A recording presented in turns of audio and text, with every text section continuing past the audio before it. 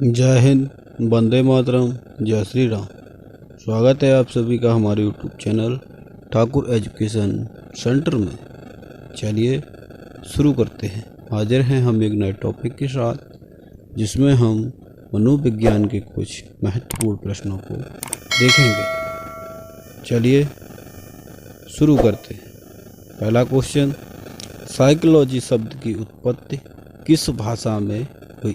किस भाषा से हुई है? मतलब जो साइकोलॉजी शब्द है उसकी उत्पत्ति किस भाषा से हुई है? ग्रीक, जर्मन, लैटिन या डच? तो साइकोलॉजी शब्द की उत्पत्ति लैटिन भाषा से हुई है। इसको दो भागों में बांटा गया, साइको एंड लोगोस। ठीक है, चलिए अगले क्वेश्चन की तरफ चलते हैं। अगला क्वेश्चन है, विकास शुरू होता है, मतलब विकास कब से शुरू होता है? शैशवावस्था से, पूर्व बाल्यकाल से, उत्तर बाल्यकाल से या प्रसव पूर्व अवस्था से? तो जो विकास शुरू होता है वो प्रसव पूर्व अवस्था से शुरू हो जाता है। ठीक है, मतलब विकास जो होता है वो प्रसव पूर्व अवस्था से ही शुरू हो जाता है। ऐसा नहीं कि विकास मतलब जब बच्चा बढ़ता है तभी शुरू होता है। विकास प्रसव से ही, जब से गर्भ ठहरता है तभी से विकास प्रारंभ हो जाता है। चलिए अगला क्वेश्चन देखते हैं। अगला क्वेश्चन है क्वेश्चन नंबर 3, मनोविज्ञान को व्यवहार का शुद्ध विज्ञान किसने कहा है? मतलब मनोविज्ञान को व्यवहार का शुद्ध विज्ञान किसने कहा है? कोहलर, वाटसन, वुडवर्थ या स्किनर? तो व्यवहार का शुद्ध विज्ञान कहा है वाटसन ने। व्यवहार का शुद्ध विज्ञान किसने कहा है? वाटसन ने कहा है। चलिए अगला क्वेश्चन देखते हैं। अगला क्वेश्चन है, संतुलित भोजन में शामिल है प्रोटीन और कैल्शियम, विटामिन, वसा और कार्बोहाइड्रेट, उपरोक्त सभी? मतलब जो संतुलित भोजन है उसमें ये सभी का होना बहुत आवश्यक है। अतः इसका राइट आंसर होगा ऑप्शन नंबर डी। चलिए अगला क्वेश्चन देखते हैं। अगला क्वेश्चन है, प्राथमिक शील गुणों का सिद्धांत किसने दिया? ए हेनरी मुरे, बी आर.वी. कैटल, सी कैनन, डी सेल्डन? तो प्राथमिक शील गुणों का सिद्धांत आर.वी. कैटल ने दिया है। ठीक है, ध्यान रखेंगे। चलिए अगला क्वेश्चन देखते हैं। अगला है, समूह खंड बुद्धि का सिद्धांत किसने दिया? मतलब समूह खंड का जो सिद्धांत है वो किसने दिया? Guilford, R V. कैटल, थॉमसन या थर्स्टन?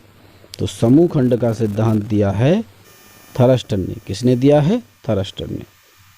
चलिए अगला क्वेश्चन देखते हैं। अगला है, बुद्ध जीवन की नवीन समस्याओं के समायोजन की सामान्य योग्यता है। बुद्ध जीवन की नवीन समस्याओं के समायोजन की सामान्य योग्यता है।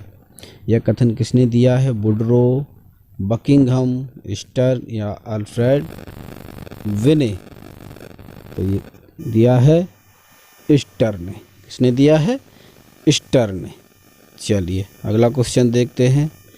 अगला क्वेश्चन है, शिक्षा मनोविज्ञान के जनक माने जाते हैं कार्लसनिक, डैबर, थॉर्नडाइक, स्किनर? तो शिक्षा मनोविज्ञान के जनक माने जाते हैं थॉर्नडाइक, और मनोविज्ञान के जनक कौन माने जाते हैं? William James. चलिए अगला क्वेश्चन देखते हैं। अगला क्वेश्चन नंबर 9, बुद्ध अमूर्त विचारों के बारे में सोचने की योग्यता है। बुद्ध अमूर्त विचारों के सोचने की योग्यता है, ये किसने कहा है? वुडवर्थ ने, टर्मन ने, बकिंघम ने या विने ने? तो ये किसका कथन है? ये कथन है विने का। बुद्ध अमूर्त विचारों के बारे में सोचने की योग्यता है। चलिए अगला क्वेश्चन देखते हैं। क्वेश्चन नंबर 10, शिक्षा के समस्याओं को हल करने का दायित्व किसका है? मतलब शिक्षण कार्य करते समय जो समस्याएं आए उनको हल करने का किसका काम है? प्रधानाचार्य का, सरकार का, शिक्षाविदों का या शिक्षकों का? तो इसका राइट आंसर है शिक्षकों का, क्योंकि जब समस्याएं आएंगी तो शिक्षक को, शिक्षण कार्य कर रहा है शिक्षक, तो शिक्षक को ही समस्या आएंगी तो शिक्षक को ही उसे हल करना होता है। चलिए आगे देखते हैं। निम्नलिखित में से किस एक से शिशु के अधिगम को सहायता नहीं मिलती, मतलब किससे शिशु को सहायता नहीं मिलती? अनुकरण, अवप्रेरणा, स्कूल का वस्ता, पुरस्कार। तो इसका राइट आंसर होगा स्कूल का वस्ता। चलिए अगला क्वेश्चन देखते हैं। अगला है, शिक्षा मनोविज्ञान व्यक्ति के जन्म से वृद्धावस्था तक के अधिगम अनुभवों को अभिव्यक्त करता है। यह किसका कथन है? वॉरेन का, वैलेंटाइन का, वुडवर्थ का या क्या क्रो एंड क्रो का? तो ये जन्म से लेके वृद्धावस्था, ये ध्यान रखना है, जन्म से लेके वृद्धावस्था ये किसका है? क्रो एंड क्रो का। चलिए अगला क्वेश्चन देखते हैं। अगला है, कक्षा में विद्यार्थियों को रुचि बनाए रखने के लिए एक शिक्षक को उचित है श्यामपट्ट का प्रयोग करना, चर्चा करना, कहानी कहना, प्रश्न पूछना। इसमें तीनों ये पॉजिटिव हैं, बट यहाँ पे जो प्रथम प्रायोरिटी दी जाएगी वो दी जाएगी कहानी कहना को। ठीक है, चलिए आगे देखते हैं। अगला क्वेश्चन, करके सीखने का विचार है, मतलब करके सीखने का विचार किसने दिया? जॉन डीवी, स्किनर, मैस्लो या लेविन? तो करके सीखने का विचार दिया वो जॉन डीवी ने दिया। चलिए अगला क्वेश्चन, आनुवंशिकता विकास का कारक होता है? बाह्य, आंतरिक, अनावश्यक, गौड़? जो आनुवंशिकता होता है वो गौड़ कारक होता है। चलिए अगला देखते हैं, बुद्धि परीक्षणों के जन्मदाता हैं? वुडवर्थ, स्किनर, विनय, थॉर्नडाइक? विनय। ठीक है, विनय। तो बुद्धि परीक्षणों के जन्मदाता हैं विनय। चलिए अगला क्वेश्चन देखते हैं। अगला है, भाषा विकास सिद्धांत किसने दिया था? चॉम्स्की, मैस्लो, जेरोम बेनूर, वगले? तो भाषा विकास का सिद्धांत दिया था चॉम्स्की ने। चलिए अगला क्वेश्चन देखते हैं। अगला है, त्रिआयामी सिद्धांत किसने दिया?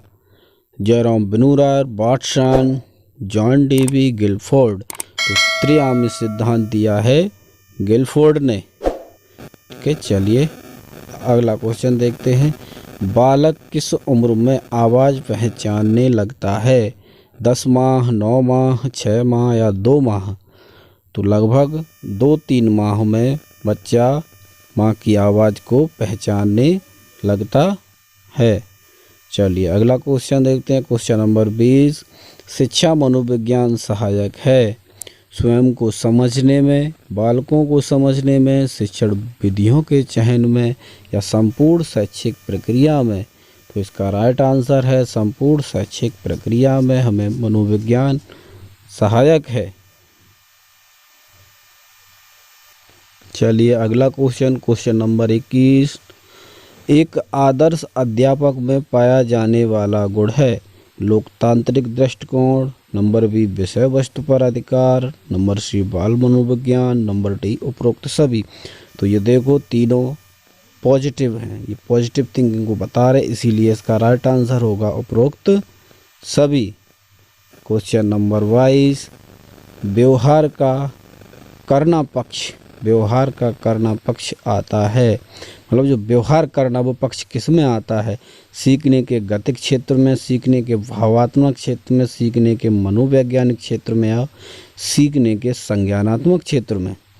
तो ये व्यवहार करना आता है सीखने के गतिक क्षेत्र में, ध्यान रखेंगे।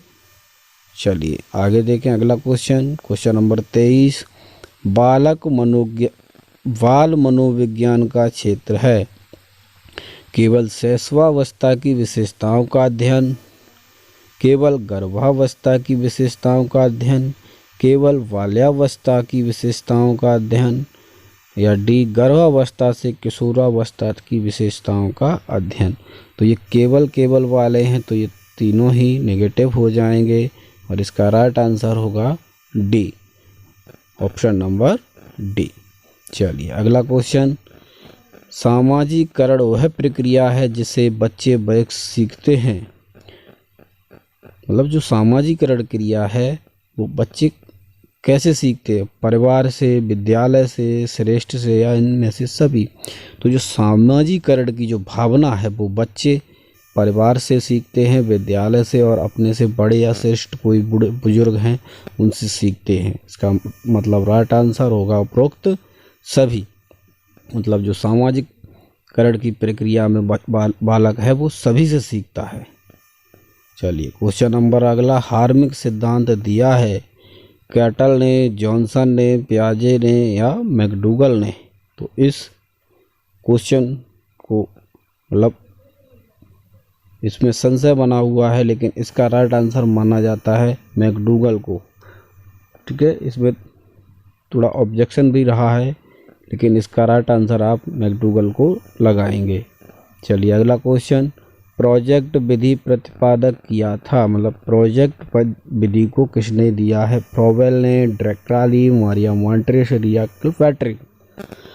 तो प्रोजेक्ट विधि के जन्मदाता कहे जाते हैं किलपैट्रिक। ठीक है, ध्यान रखेंगे, प्रोजेक्ट विधि के प्रतिपादक से कहा जाता है, किलपैट्रिक को कहा जाता है। चलिए अगला क्वेश्चन देखते हैं। अगला क्वेश्चन है, छात्र में रुचि उत्पन्न करने की कला है। मतलब छात्र में रुचि उत्पन्न करने की कला क्या है? शिक्षण है, सहानुभूति है, समिष्ट है या प्रेरणा है। मतलब शिक्षण में जो रुचि उत्पन्न करना, पढ़ाने में रुचि उत्पन्न करना क्या है? वो एक प्रेरणा है। ठीक है, चलिए अगला क्वेश्चन देखते हैं। अगला है, शिक्षण से अधिगम पर बल देने वाला परिवर्तन हो सकता है। शिक्षण से अधिगम पर बल देने वाला परिवर्तन हो सकता है। बाल केंद्रित शिक्षा पद्धति अपनाकर, रटने को प्रोत्साहित करके, अग्र शिक्षण की तकनीक अपनाकर या परीक्षा परिणामों पर केंद्रित होकर। मतलब कहने का तात्पर्य कह रहा है कि शिक्षण से अधिगम पर बल देने वाला परिवर्तन, मतलब हम शिक्षण कर रहे हैं उसमें अधिगम पर बल देने का जो परिवर्तन है वो किससे सही बैठ सकता है, मतलब किससे हम करवा सकते हैं सही? तो वो हो सकता है बाल केंद्रित शिक्षा पद्धति को अपनाकर। अगर हम शिक्षण कार्य करेंगे तो बच्चे को अच्छे से हम समझा सकेंगे। चलिए अगला क्वेश्चन देखते हैं। अगला क्वेश्चन है, अंतर्मुखी, बहिर्मुखी तथा उभयमुखी व्यक्तित्व का वर्गीकरण किसने किया है? मतलब यह किसके द्वारा किया गया है? क्रेचनर, युंग, सेल्डन, स्पेंजर। तो अंतर्मुखी, बहिर्मुखी और उभयमुखी व्यक्तित्व का जो वर्गीकरण किया है वो किया है युंग ने, यानी जुंग भी कहा जाता है। ठीक है, जुंग भी कहा जाता है, कहीं कहीं जुंग भी लिखा हुआ होता है, तो आप ध्यान रखेंगे। अंतर्मुखी, बहिर्मुखी और उभयमुखी व्यक्तित्व में आदमियों को बांटा है वो युंग ने बांटा है। ये क्वेश्चन नंबर 30, निम्न में कौन सा अंतर्दृष्टि द्वारा सीखने की व्याख्या करता है? अंतर्दृष्टि द्वारा सीखने की व्याख्या करता है, कौन करता है? मनोविश्लेषणवाद, व्यवहारवाद या संबंधवाद। तो सीखने की अंतर्दृष्टि द्वारा सीखने की व्याख्या करता है वो कौन करता है? वो करता है गेस्टाल्टवाद। मतलब जो गेस्टाल्टवाद है जिसके प्रवर्तक बर्दीमर कहे जाते हैं, बर्दीमर, कोहलर और कोफा कहे जाते हैं। ये गेस्टाल्ट, कोहलर को भी गेस्टाल्टवाद में ही आते हैं। ठीक है, अगर वीडियो अच्छी लगी हो तो चैनल को सब्सक्राइब अवश्य करें। मिलते हैं नेक्स्ट वीडियो में, तब तक के लिए जय हिंद, वंदे मातरम, जय श्री राम।